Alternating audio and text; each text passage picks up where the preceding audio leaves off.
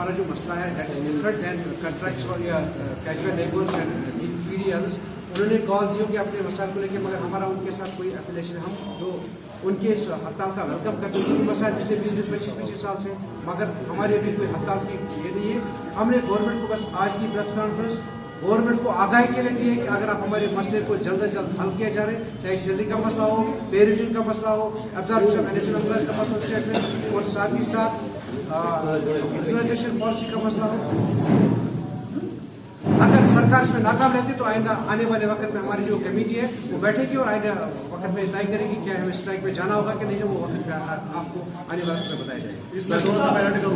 आपको बताना चाहूँगा कि रिसेंटली हमारे जो भारत देश के तकरीबन 29 रियासत से ज़्यादा है, चार से ज़्यादा रियासत जो इनिशिएटिव पहले ही लिया हुआ है। रिसेंटली जो हमारी महाराष्ट्र गवर्नमेंट ने इनिशिएटिव लिया है कि एनएचएम एम्प्लॉयज को रेगुलर किया जाए और कुछ एक मुलाजिमों के लिए एक रोड मैप तैयार किया गया रेगुलाइजेशन के लिए। मेरी भी गुजारिश है कि चाहे कोविड-19 की आपने बात की, कोविड-19 हो या टर्माइल कोई हो, सब पे अव्वल पे एनएचएम का मुलाजिम रहा है।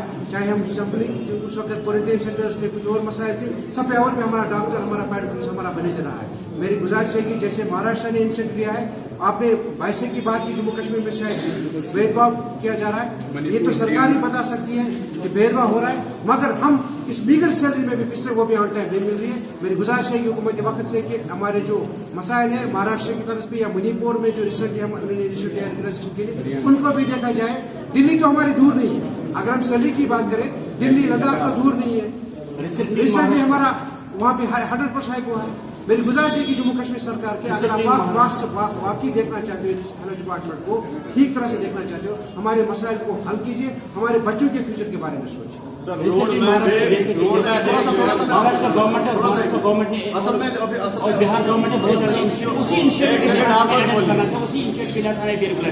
में अभी जो प्रोग्राम है, असल में जो अभी हमारे चीफ मिनिस्टर ने अभी कमेटी फ्रेम की है इराक्स और कॉन्ट्रैक्चुअल और डेली वेजेस के लिए। असल में हमारी कमेटी ऑलरेडी फ्रेम हुई थी, उन्होंने रिकमेंडेशन ऑलरेडी दी है गवर्नमेंट को। वो फाइल ऑलरेडी सेक्रेटरी में फाइनेंस में पड़ी है, फेज्ड वाइज रेगुलराइजेशन की।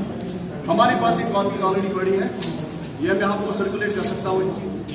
ये हमें नई कोई ड्राफ्ट पॉलिसी नहीं बनानी, there is already existed policy there. हमारी फाइल ऑलरेडी सेक्रेटरी में पड़ी है फाइनेंस डिपार्टमेंट में।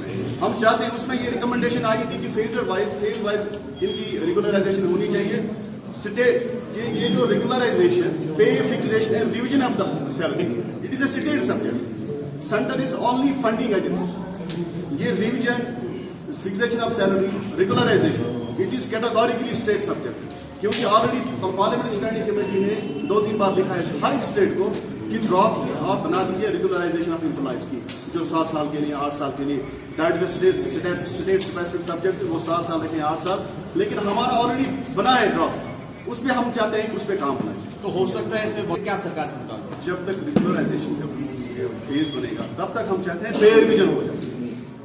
हम चाहते हैं पे रिविजन इक्वल पे काम। 2010 में एक पे रिविजन हुआ था, आई थिंक 95% पे रिविजन। अगर हम पैरामेडिकल स्टाफ की बात करें तो पैरामेडिकल स्टाफ 5,000 दे रहा था सैलरी, फिर अप्रॉप्टली 9,000 उसकी सैलरी। डॉक्टर्स 8,000 देते हैं, डॉक्टर्स की 16,000 उनकी सैलरी। हम उसी पैटर्न में 2010 की पैटर्न में चाहते हैं कि गवर्नमेंट आज भी एक पैटर्न लेकर सामने सैलरी की जरूरत, ताकि हमारा जो फ्यूचर है, जब तक पॉलिसी बना, मैं नहीं चाहता कि 10 दिनों में हो जाए, पॉलिसी बनाने में वक्त लग सकता है, मगर उस फाइल को एक्सप्लेन कीजिए जो ऑलरेडी डिपार्टमेंट हेल्थ में फाइल पहले से पड़ी हुई है, with the relevant all the relevant documents, all the state, चाहे वो मणिपुर की बात करें, उड़ीसा की बात करें, महाराष्ट्र, उसमें सारे डॉक्यूमेंट्स, सपोर्टिव डॉक्यूमेंट्स ऐड है।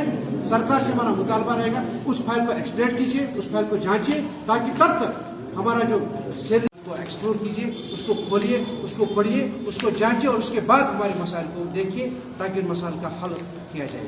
साथ ही साथ हमारे कुछ एम्प्लॉयज आज तक मेरे ख्याल से इस सर्विस से 4 एम्प्लॉयज हमारे स्पोकन हो चुके हैं, अपने खाली हाथ आए थे डिपार्टमेंट और खाली हाथ लेके गए। हमने इसका भी मुतालबा रखा है कि जो आप एक रिटायरमेंट पॉलिसी बनाइए, हमारा एक कॉर्पस फंड होता है जो हम मुलाजमी काटते हैं, अपने सैलरी में से काटते हैं मिनिमम अमाउंट, उसी से रिटायरमेंट बेनिफिट के लिए एक पॉलिसी बनाइए, ताकि जो बंदा रिटायर हो जाए उसको ऑन द रिटायरमेंट कुछ पैसा मिल जाए। दूसरी बात, आपको इससे भी आगाही देना चाहूँगा कि सैलरी रिविजन 2010 में हुआ है, उसके बाद आज तक कोई सैलरी ऑनरेबल मिनिस्टर कल ऑन द फ्लोर ऑफ ये भी कहा कि इनको सैलरी हाइक हुई। हाइक और रिविजन ये दो अलग अलग चीज़ है।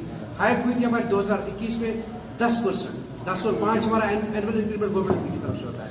12% स्टेट ने दिए, वो भी गवर्नमेंट का पैसा है। अब मिनिस्टर साहब को ये भी याद दिलाना चाहूँगा कि पे रिविजन 2010 में होता। अगर बाकी आप हेल्थ डिपार्टमेंट को ऊंचाई में देखना चाहते हो, इन मुलाजिमों की मजदूरी को खत्म करना चाहते हो, जब तक आप पॉलिसी इसकी फ्रेम करते हो तब तक इक्वल पे इक्वल वर्क 2010 के पैटर्न में पे रिविजन लेके सामने आए, ताकि हमारे जो बच्चे हैं, हमारे जो घर वाले हैं, वो आने वाले वक्त में कोई सफर ना करें। हम खुद भी परेशान हो उसके। आज मुतबरक महीना चल रहा है, माह रमजान का मुतबरक महीना है, हम पिछले 3 महीनों से सैलरी से मालूम हैं।